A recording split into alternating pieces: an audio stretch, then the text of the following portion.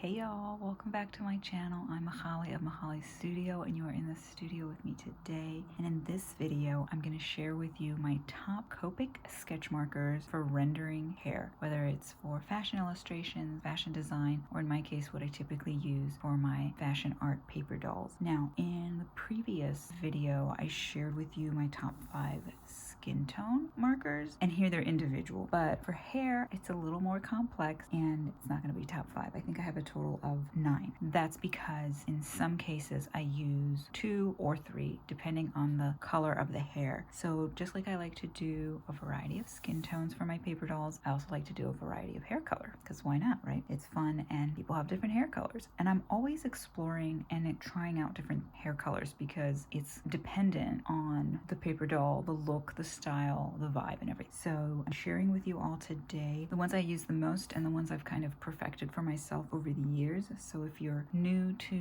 sketching, drawing, fashion illustration, fashion design, or you're just looking to level up your own skills when it comes to rendering with Copic sketch markers and to get inspired on what kind of hair colors you can create, this video is for you. If you new to my channel, you're stumbling upon this for the first time, I've got videos where I share which Copic markers I use. Or if you've never sketched or drawn before and you're looking to learn, this video will be helpful to you as well. If you have your own sketches and you can sketch along and render along with me, I also encourage that as well. So we'll start with first fashion face, and we're going to do a beautiful dark brown hair color.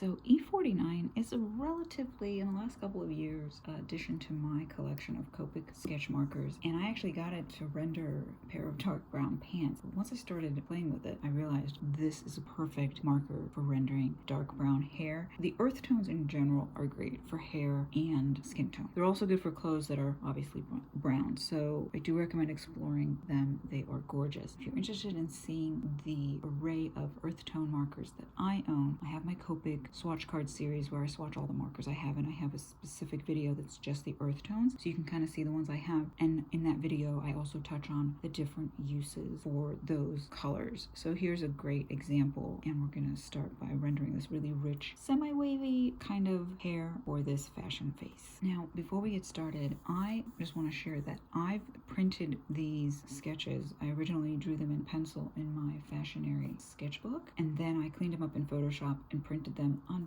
nice quality printer paper. It's a great way to practice when you're first starting out, so there isn't the pressure of messing up, quote unquote, on nicer paper. Marker paper is also great. This is what I had in the printer, so it works really well for practicing your rendering, which I think if you're starting off, it's a great way to do so without the pressure. So when it comes to rendering hair, you want to consider the direction of the hair and the kind of hair. So this is kind of semi-wavy, straight, and using the brush tip, I'm following along the direction of the hair. And some things to consider with the lighting. I've got some hair clips for her here, so I'm not gonna get on them. And you want to just go darker in the roots. So we're gonna lay the dark first, and the face framing kind of pieces, what's close. And anything that I've indicated to myself that is a little darker. And with the darker markers, I know it can be intimidating. It certainly was for me when I was starting out. Making sure you incorporate some light. So don't be afraid to do quick brush strokes and to leave some space there for the light to come through. And we can always add, using a Prismacolor pencil, some light in afterwards too. So I'm just going through in the direction of the hair. This has a lot of volume and movement, and I'm building on it.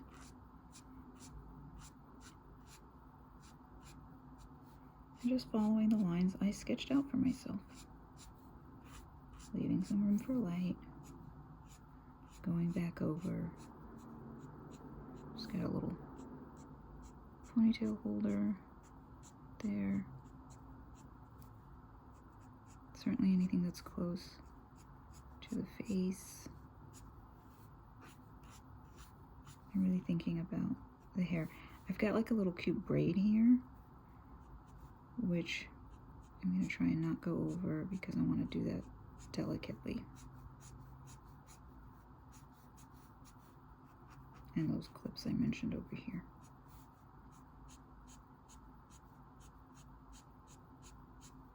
The closer to the face it's darker. Obviously the hair behind the neck there is going to be darker. So that's kind of things we're going to think about as we're rendering.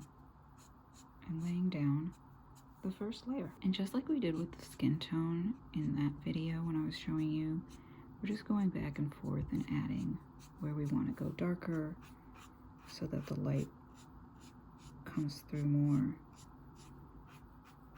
and we can kind of build on it. I personally love to outline using Copic multiliners, and so I know that afterwards I'm going to go through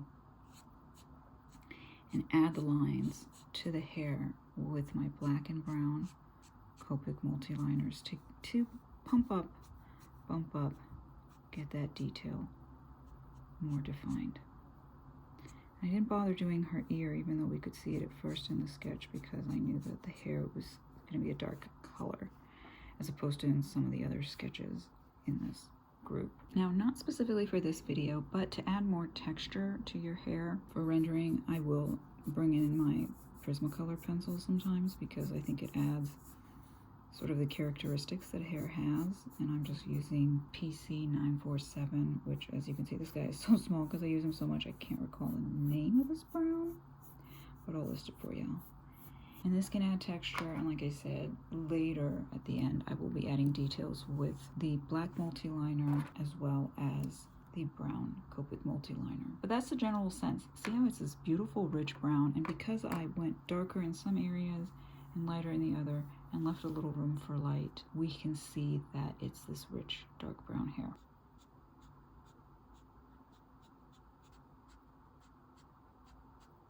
So a duo now for blonde hair, and a pairing that once I figured this out for myself, I've just been so excited, and I use it a lot because I feel like one of the harder hair colors, at least for me, to create was always blonde, because you don't want it to look like too yellowy, and I wanted sort of that kind of blonde that has the warmth in the roots but the brightness throughout. So that's what we're going to do for this fashion face, and the two markers that I use and recommend are YR30, which is going to be the blonder side of it, and then E42 is the roots and anywhere where you want a little shadow, a little darker, and they just pair really well. It seems kind of odd, but this was a process for me, and I in fact have a video specifically showing the process. So if you want to dive in a little deeper on that, I have that for you all as well, and I'll link it to this video. So I start off with YR30, which is macadamia nut, and it is a very light color, but again, she's got this nice tight hairdo, so we're going to just go in the direction of the hair,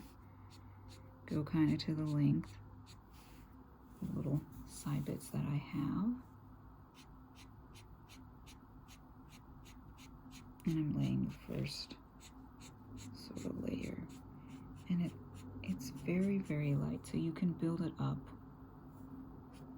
as necessary, but because it's a blonde, I'm not going to add too much. We want that fairness. So it's kind of like a platinum, I guess. A little more than a platinum blonde, because that you could really almost go with white and some shadows. So I'm laying down the first layer. This is when E42 really helps us out. And so that's what, again, with the brush tip, I'm going to use to create the roots, this darker bit that I've indicated for myself in this sketch.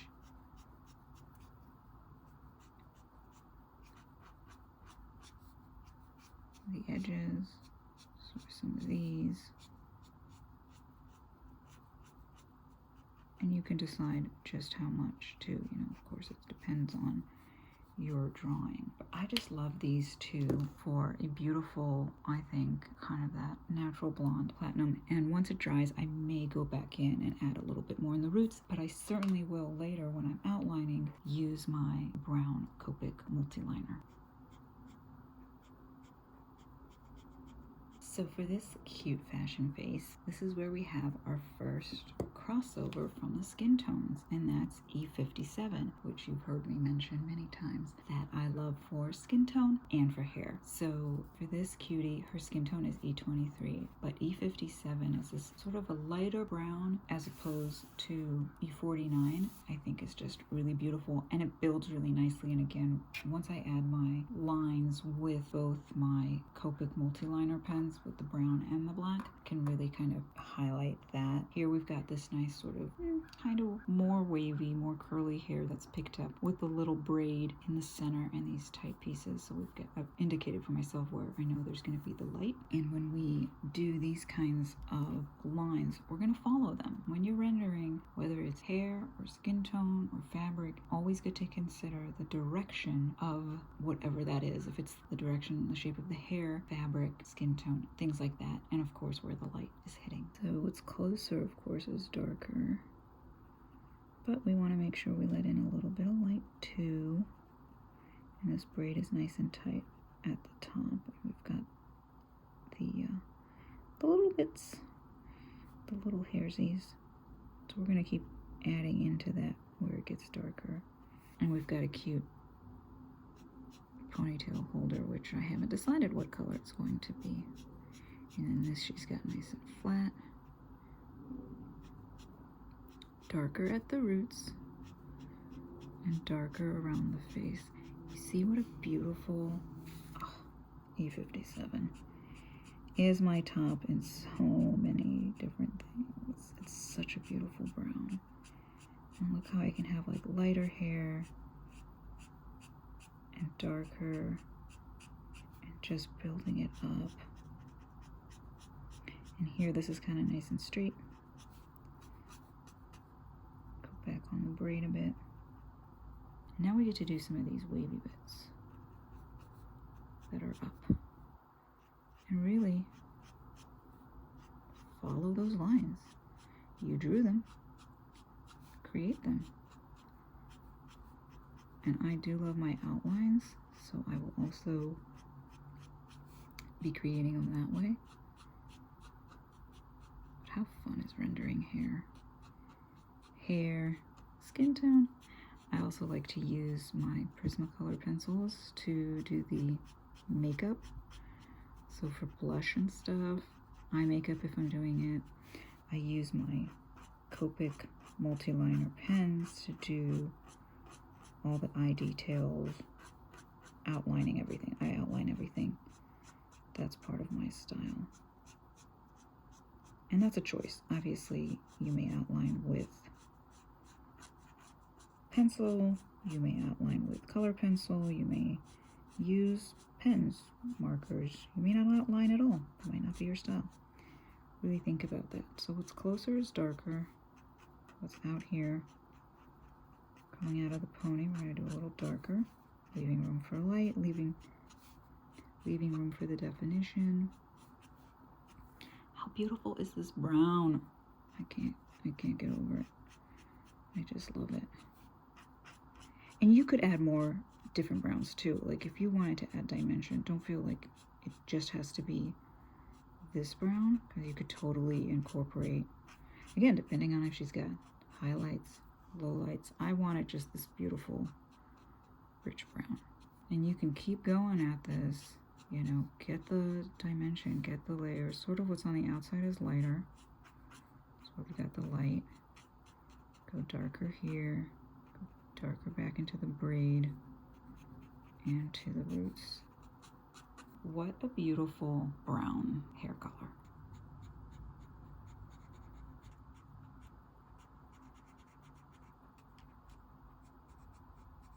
So for the next hair color that I use a lot, and again, this was one that I figured out after some practice, some work.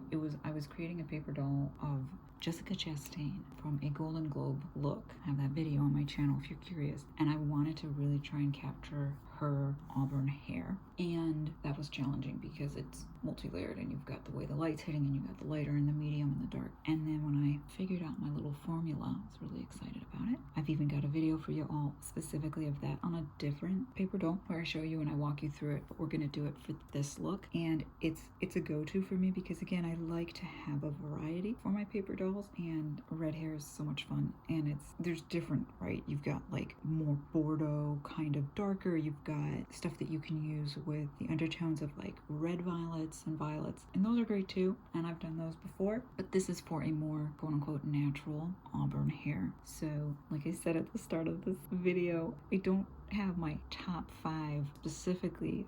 We'll group them, but I have my top 5 hair colors that I create, and in this one we use 3. So the colors that you're going to use to create this auburn and to create the nice dimension that auburn has is E34, E23, and E39, and I think this one's really fun. And so we are going to start with the first layer, which is with E34. Actually, that's our lightest color.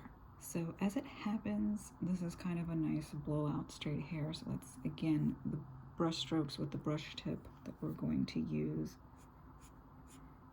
can be kind of very light and delicate. Follow those lines. And her skin tone is E31, which is kind of close to this, but we're going to build this up, so it's going to look really nice. So a little darker, leave a little room for light, follow the lines of your sketch, and really have fun with it. I mean, you could do any kind of hair color you want, right? What is your drawing? What is your illustration call for? But it's really beautiful how with the Copic sketch markers, you can use one marker for multiple applications. And E34 works great for skin, and it works great for hair. And it already kind of has like a strawberry redness to it, interestingly, I think.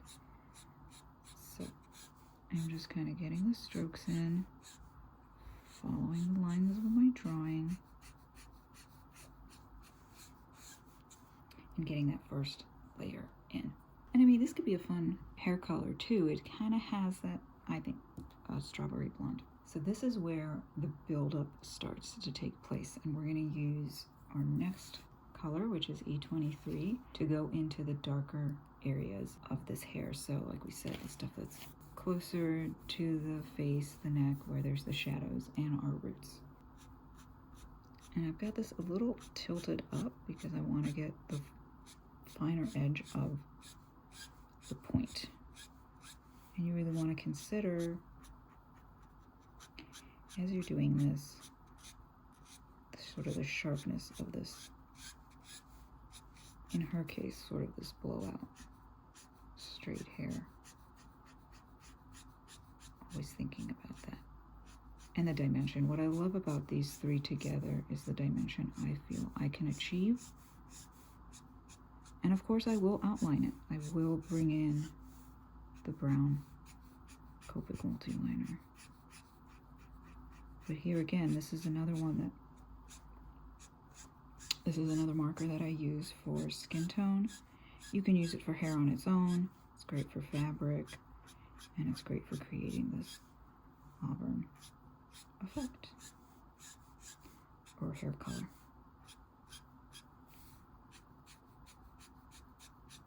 And you decide the intensity depending on your illustration. The last color in this hair color is E39, which funnily enough is called leather, which it does kind of have that leather tone, and I have used it to render leather for different looks I've created. This is our darkest tone, so this is where we're going to go into the roots and really lay it in all the darker areas to really make the entire hair pop, to make the auburn really feel, I think, as real as possible. Gently here.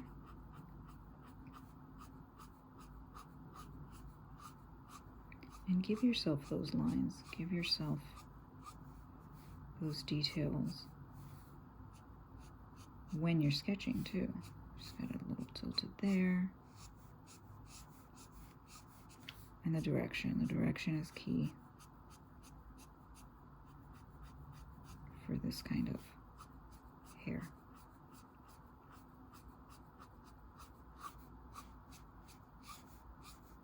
And again, I really love practicing on this kind of paper.